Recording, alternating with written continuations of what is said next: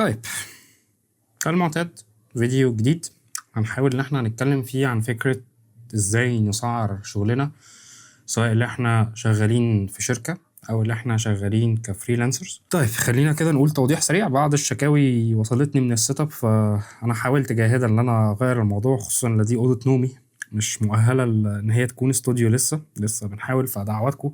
فاتمنى ان السيت اب يكون هادي على عينيكم وتعرفوا ان انتوا تركزوا اكتر يعني في الفيديوهات وكده. عارف ان في البعض ممكن يشتكي من فكرة الريفليكشن اللي في النضارة، ولكن دي حاجة بقى ماليش تحكم فيها. طيب خلينا نبدأ سريعا عشان عايز الفيديو ده يكون خفيف، خصوصا ان هي هتبقى فيه حسابات كتير جدا. خلينا نوضح بس حاجة للسادة الأفاضل المشاهدين. ايا كان الكلام اللي هيتقال في الفيديو ده هو مش قرآن، عادي جدا.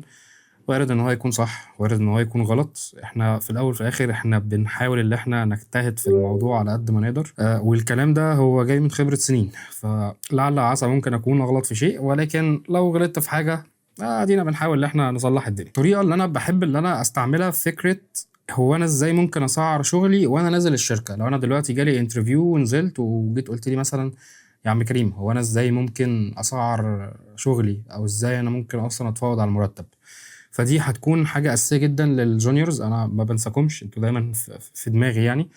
فبص يا سيدي، أول حاجة إحنا بنروح نسأل الناس اللي حوالينا. طب هنسألهم على إيه يا عم كريم؟ أول حاجة هنسألهم على متوسط الرواتب. حلو كده، خلينا بس نمسح الغلط ده. هنسألهم على متوسط الرواتب في الدولة دي. يعني مثلا خلينا نقول المثال كالدولة هي مصر. حلو كده. طيب انت هنا هيكون قدامك طريقتين، يا كريم انا عندي ناس اعرفهم، ويا كريم انا ما عنديش ناس اعرفهم يعني اللي هم يساعدوني وكده. لو انا عندي ناس او عندي علاقات بمعنى اصح، هبدا ان انا اسال الناس. ويا سلام لو العلاقات دي يعني حبذا بمعنى اصح ان هم يكونوا في مجال الديجيتال ماركتنج، او اللي هم شغالين في ايجنسيز بمعنى اصح. هتقول لي ليه؟ هقول لك بكل بساطه، هخش اسالهم والله انتوا متوسط الشركه عندكم بتدي كام مرتبات للفيديو اديتورز او كمصور. وعموما الفيديو ده هو مش مختص بفئة معينة سواء مونترين أو مصورين، هو ينفع الاتنين لأن يعتبر الاتنين قريبين من بعض، مش في التسعير، قريبين في بعض في المجال، عشان الكلام بس ما يترجمش غلط. فأنا هنا أخش أسأل علاقاتي، والله أنتوا شايفين إن المرتب عندكم مثلا في الشركات كام؟ حلو كده. فهبدا اشوف مثلا والله يا عم كريم الجونيور ليه اكس، والميد ليفل ليه اكس، والسينيور ليه اكس، والارت دايركتور ليه اكس، والكرييتيف دايركتور ليه اكس. حلو كده. هقعد اسال بقى كذا حد بمعنى اصح في النقطه دي. هسال مثلا شركه 1 و2 و3 و4 و5، واحاول اوصل لاكبر كم ممكن، واشوف والله لو انا مثلا متوسط شغلي مثلا هو جونيور. والجونيور عشان ممكن نختلف في الموضوع ده شويه، الجونيور هو انا بشوف ان هو من سنه ل3 سنين، والميد ليفل من 3 سنين ل5 سنين، والسينيور من فوق الخمس سنين. في مدرسة تانية بتقول لك لا، أصل السينيور يطلع عليه سينيور بعد ال7 سنين. في ده وفي ده، أنا صراحة بقتنع بالاتنين، بس مش موضوعنا يعني. طيب أنا والله شفت يا عم كريم إن الجونيور اللي هو متوسط مرتبه والله في الشركة طلع مثلا، هنقول كمثال، طلع متوسط مرتبه 8000 جنيه في شركة رقم 1، وشركة رقم 2 طلع 10000، شركة رقم 3 طلع 9000، وشركة رقم 4 طلع 20000. تمام.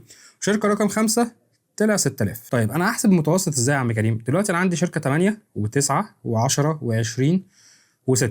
مبدئيا شيل ام 20، لان انت هنا الجونيور ده مش هيكون جونيور فيديو اديتور بس، ده المرتب ده مفيش جونيور فيديو اديتور هيوصل له في مصر الا لو كان عنده كذا سكيل بمعنى صح. حلو كده. هتقول لي سكيلز زي ايه؟ طيب يا عم خلينا نستفاد عشان نوصل لرقم زي ده، ان هو يكون فاهم يعني ايه اديتنج، وفاهم دي اهم حاجه، وان هو يكون عنده سكيل زي سكيل بتاعه الموشن، وان هو بيعرف يديزاين، فاهم يعني ايه كومبوزيشن، فاهم يعني ايه علم نفس الوان، فاهم يعني ايه سيكولوجيه الالوان اصلا، فاهم تأثير الفيديو ده على عقلية المشاهد بمعنى صح. ده لو جونيور، ده يعتبر جونيور قدامه مستقبل كبير جدا لو هو بيدرس الحاجات دي بمعنى صح. طيب هنا مثلا عندي 4 شركات متوسط الرواتب بتاعهم من 6000 ل 10000. حلو كده. فالمتوسط هيطلع لي 8000. متوسط من 6 ل 10 كام؟ هيبقى 8. حلو كده. فدي بالنسبة لأول طريقة، هي فكرة لو أنا عندي علاقات بمعنى صح. طب يا عم كريم أنا راجل لسه بشق طريقي وما عنديش يا عم، ما عنديش حد اساله، انا راجل على باب الله. طيب بص يا عم الحاج، لو انا ما عنديش علاقات، طيب انا هعمل ايه يا سيدي؟ بكل بساطه هبدا اعمل سيرش. تقول لي اعمل سيرش على ايه، هقول لك عايزك تبص على الويب سايتس دول اللي انا هكون سايبهم لك في الشاشه، عشان بس انا ممكن اقول ويب سايت غلط دلوقتي. بص يا سيدي، اهم حاجه دلوقتي انت هتشوف الجوب ديسكريبشن بتاع الشركه اللي انت نازل تشتغل فيها، وهتشوف الجوب ديسكريبشن بتاع الشركات اللي انت هتخش تعمل سيرش عليهم بمعنى صح. يعني مثلا الشركات بتكون منزله والله احنا عايزين جونيور بيعمل كذا وكذا وكذا، فهم مثلا لو عايزين هنا الجونيور ده بيعرف يكت، بيعرف يحط ترانزيشن، بيعرف يلون. حلو كده، ده مثلا في شركه رقم 1 لما انت عملت سيرش على الويب سايتس اللي انا كنت سايبها لك من شويه. وشركه تانية قالت والله ان الجونيور احنا عايزينه بيكت وبيحط ترانزيشن وبيكولر وبيديزاين وبيموشن. الشركه دي انا هطلعها من حساباتي. انا دلوقتي مرجعي في الشركه ايه اللي انا نازلها بمعنى اصح؟ الشركه دي عايزه 3 حاجات، فانا هقارن الشركات اللي عايزه 3 حاجات وبشوف هي هتدي مرتب كام.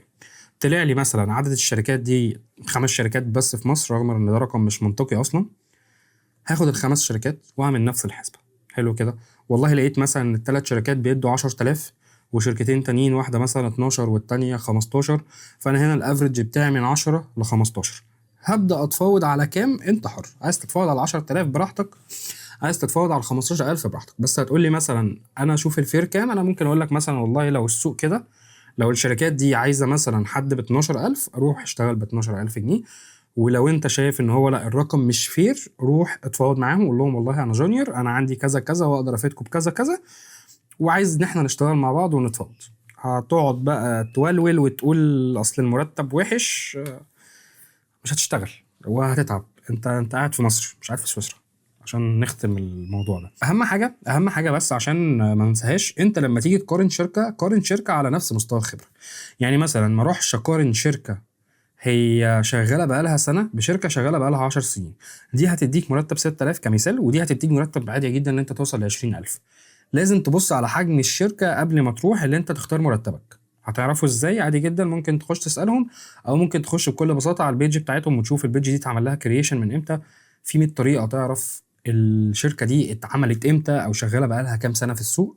زي ما قلت لك، سواء هي علاقات هتعرف تجيب الاجابه، لو هي سيرش انت هتعرف تجيب الاجابه. انت عندك طريقتين هيساعدوك في فكره اللي انت ازاي تحدد متوسط المرتب. طيب الجمله الجدليه اللي بتدخلني في جدال مع الناس 24 ساعه والله، وهي فكره هو في متوسط رواتب في مصر؟ لا. يعني خليني اقول لك على حاجه، السنه اللي فاتت كنت عملت فيديو عن الموضوع ده، الفيديو كان على تيك توك يعتبر. حلو كده، وقلت ان المتوسط مثلا للجونيور من 8 ل 12، ومتوسط الميد ليفل من 12 ل 18، ومتوسط السينيور من فوق ال 20. اتهاجمت، قلت ان السينيور من 25 اتهاجمت، قلت ان السينيور من 30 اتهاجمت. فبص يعني مفيش متوسط رواتب، عشان الموضوع ده جدل بقى، جدلي بحت والله.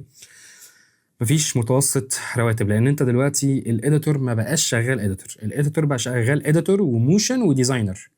والموشن ديزاينر غير الديزاينر، يعني هنا اقصد اللي هو الجرافيك ديزاينر بمعنى صح، عشان يكون واخد اساسيات المهنه دي عشان يعرف يموشن.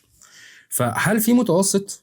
الشركه اللي طالبه اديتور بس غير الشركه اللي طالبه اديتور وموشن غير الشركه اللي طالبه اديتور وموشن وديزاينر، عشان يعرف بس يخدم بكل السكيلز دي على حاجه واحده. مش بقول لك هنا لو هو شغال 3 وظايف ده كده مرتبه يعدي 70000 مرتاح كمثال.